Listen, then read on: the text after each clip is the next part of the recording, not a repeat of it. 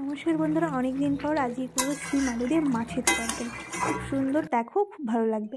তো এইভাবে না আলুর সিমটা দেখলে ওর মধ্যে পোকা আছে কিনা সেটা দেখা যায়। তো সিমটার দুপাশে দুই সাজগুলো ফেলে নেব, ফেলে নিয়ে টুকরো করে কেটে নেব। তারপরে সিমটা ভালো করে ধুয়ে নেব।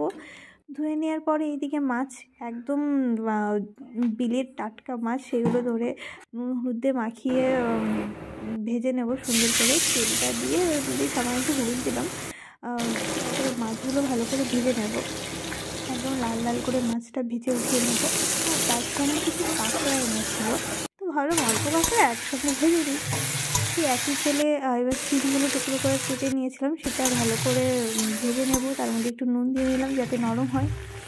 একটু ওই তেলের সিমের মধ্যেই সামান্য রাঁধুনি ফোড়ন দিয়ে নিলাম। আবার একটু নাড়াচাড়া করে তার মধ্যে কেটে রাখা আলুগুলো দিলাম এবং তার মধ্যে হলুদ দিয়ে নুন দিয়ে ভালো করে মিশিয়ে ভেজে দিলাম। সামান্য একটু ভালো করে ঢাকনাটা সরিয়ে জল দিয়ে দিলাম এবং জলটা যখন ফুটে আসবে তখন তার মধ্যে চিরা কাঁচা লঙ্কা দিয়ে সুন্দর করে করে রেখে দিলাম এবং সেই ঝোলের মধ্যে মাছটা দিয়ে নাড়াচাড়া করে নিলাম। নাড়াচাড়া করার পর মিশিয়ে নেওয়া রান্না কমপ্লিট। দারুণ ঘরোয়া রান্না, হয়ে দেখবেন এবার আমি নামিয়ে নেব তরকারিটা। ব্যাস, এই যে আমার রান্না কমপ্লিট, আমার লাস্ট ফিনিশিং।